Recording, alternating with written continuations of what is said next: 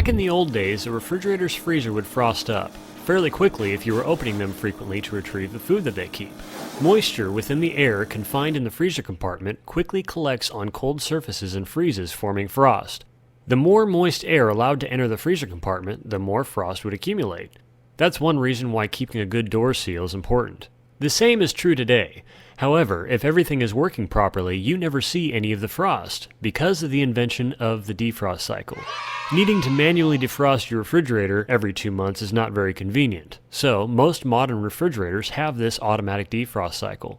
There are 3 main components in this defrost system: a timer that keeps track of compressor runtime, a small bimetal thermostat that senses if the evaporator needs defrosting, and a heater that melts accumulated frost by generating thermal energy when it is supplied with 120 volts. It's not all gumdrops and rainbows, though. Food cannot be preserved quite as long in an automatic defrosting refrigerator's freezer as it can in a manually defrosting one due to the short rise in temperature from time to time to eliminate ice. One other issue is that you expect it to function properly. In the days of manually defrosting refrigerators, people would understand that they needed to let their appliance melt down every now and then to work properly. But today, if this unseen automatic system fails and frost appears, or that cool glass of milk you just poured is suddenly room temperature, people freak out because they don't know what to do. Airflow is crucially important for your refrigerator freezer to work properly. All cold air is generated in the freezer compartment, and then it is circulated and forced into the refrigerator compartment by a freezer fan called the evaporator fan. Cold air from the freezer is forced into the refrigerator, and the slightly warmer air in the refrigerator is forced back into the freezer area to have the heat that it contains removed. If either of these air passages becomes blocked with frost, or the automatic temperature controlling duct door, called a diffuser, sticks closed, the refrigerator will not receive any cold air from the freezer. And even if the evaporator fan is blowing cold air directly into the refrigerator, if the air return is frozen closed, it's like blowing through a straw with your finger on the other side. The defrost timer is supplied power by the refrigerator's main thermostat whenever the compressor is running. In this way, it calculates how frequently a defrost cycle may need to be performed.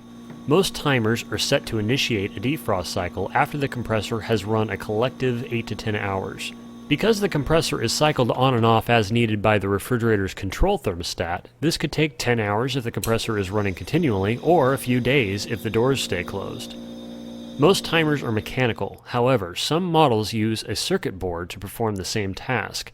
A defrost cycle starts when the defrost timer sends electricity to a small thermostat attached to a cooling coil called the evaporator. For more information about how a refrigerator works, visit applianceassistant.com.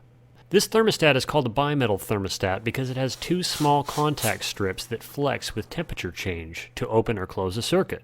In this case, the bimetal thermostat closes, allowing electricity to flow through when it is cold.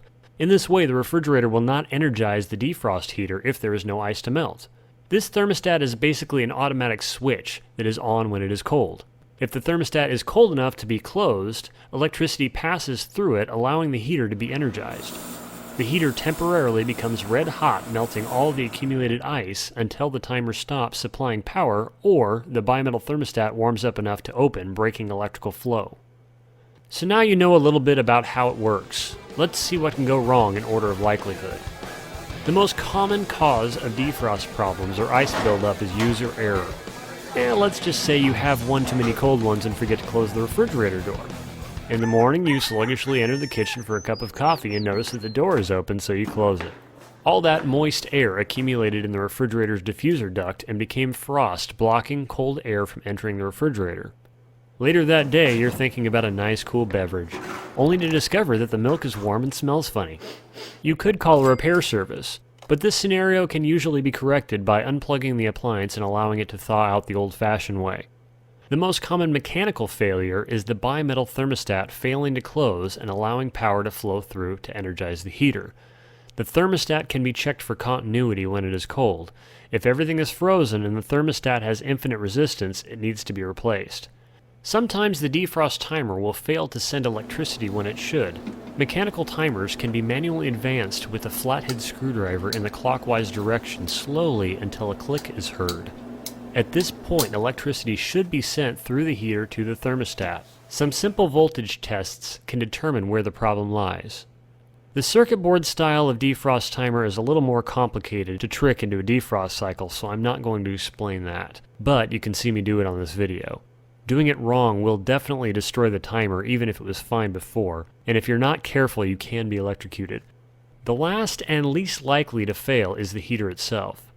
To test the heater, unplug its contacts and do a resistance test. The defrost heater should have some resistance, however, an infinite resistance reading would mean that it needs to be replaced.